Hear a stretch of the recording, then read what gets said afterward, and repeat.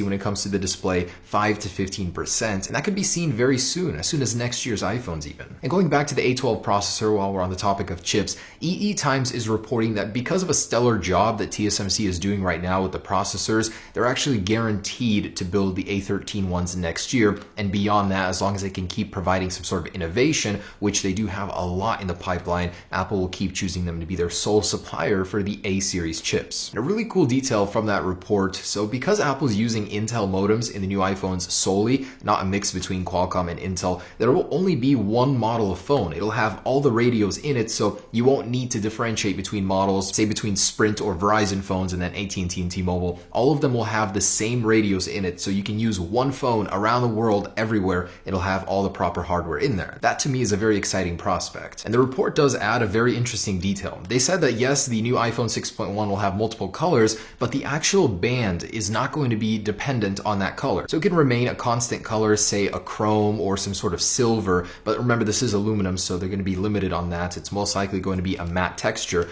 and it's only the glass back that will change depending on which color you get. And Bloomberg also reports that the dual SIM option is coming to both the 6.1 inch and the 6.5 inch. So there was a little bit of conflicting information there. Now that's been cleared up, so it'll be available in some markets, not all. Also, the 5.8 inch will have a dual SIM sort of functionality. It'll have an internal SIM, so you still might technically be able to get two lines on one device. And some good news regarding the Apple Watch Series 4. They said that the screen will be almost entirely edge to edge. So this will be a radical redesign of the Apple Watch, and we updated our actual design to reflect that. It looks so beautiful. I cannot wait to wear it on my wrist, and I think that's going to be such a popular update. They also did mention that all existing bands will work with this updated design. Although they may change it, the band support will remain. And they also had some words regarding the new iPads. There will be two sizes, an 11 inch and a 12.9 inch model, no home button, bezel-less display, well, more bezel-less than it is right now. Also, the iPad mini will not be getting a refresh, so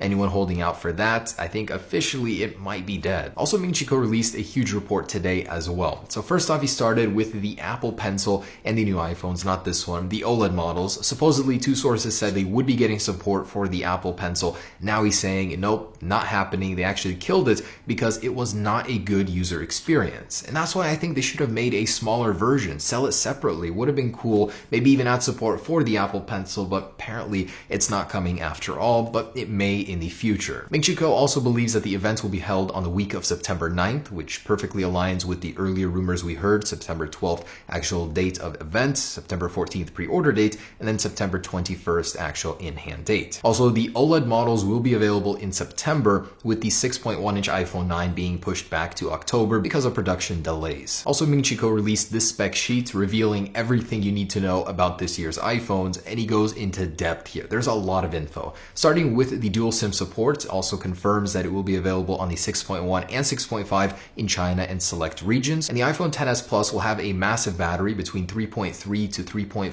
milliamps compared to the Note 9. Not as big, but still very good. And I'm sure the battery life will be an easy 2 days. The smaller 6.1 inch will have between a 2.6 to 2.7 thousand milliamp battery, which will still be adequate. And the resolutions are shown here as well. The iPhone X Plus one we already knew, but the iPhone 6.1 inch will have a surprisingly bad resolution. Officially, he says it'll be 1792 pixels by 828. That's honestly pretty bad. And this is an LCD as well, so the display quality is going to be pushing a lot of people over to the iPhone X Plus and the iPhone X series. And I personally hope they add ProMotion to the new iPhone OLED editions. That would be incredible. Not likely to happen, but that's my #1 wish for this year's iPhone. And a cost-cutting measure Apple is implementing on the 6.1 inch model is that it will have an inferior modem. It'll have a 2x2 MIMO antenna versus a 4x4 on the more premium models. And it's very possible that the prices could be even cheaper than we thought. So Ming Chi Kuo's predictions of the prices are about $100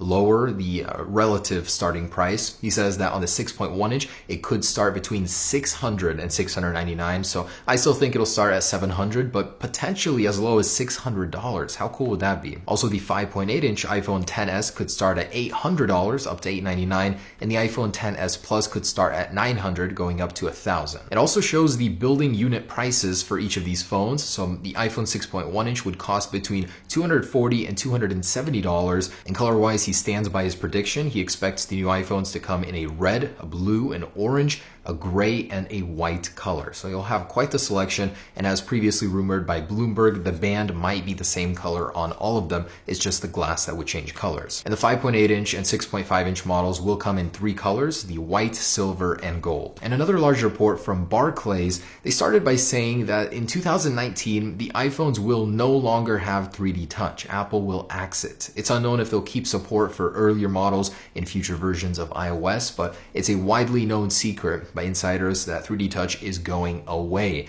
And supposedly they're going to start with the 6.1-inch model this year, not including it in that, and building off of that. As I reported earlier today in iOS 12 Beta 11, they actually added more 3D Touch-like support to non-3D Touch devices. So it seems like it's all building up to a 3D Touch-less world. And I definitely don't want that to go away. I love it, especially the trackpad feature. It is so convenient. Why would Apple remove an extra layer to the OS? I mean, it makes no sense. Barclays says it does see a potential for the Apple Pencil on the iPhone, but likely in 2019 that could happen. Apparently, Apple is working on a next generation of AirPods, AirPods 2. They will be released in Q4 of 2019, so a year from now. This is likely the ones that will support Hey Siri, that function, and will be water resistant. They also said the AirPower and the wireless charging case for the AirPods will be going on sale in September. They also mentioned that the HomePod will be getting a cheaper sibling in 2019 as the sales haven't been that good, so they need to offer a lower cost option. And now another source, a French radio station, says that they have insider information from separate sources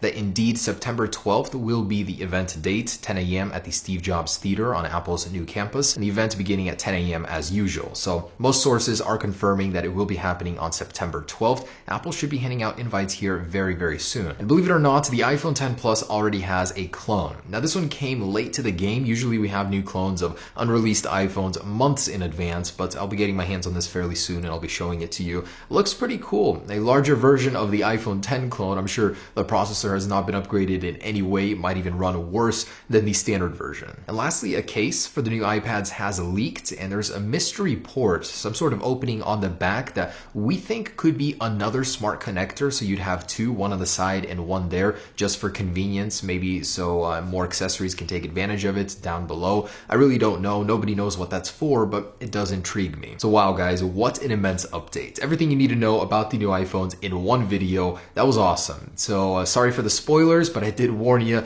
and I'm sure there will be another major leak here before the release. We'll have to see. Thanks for watching, guys. Hope you enjoyed our new renders, and we're going to be working on them. Hopefully they'll be getting better with time. Stay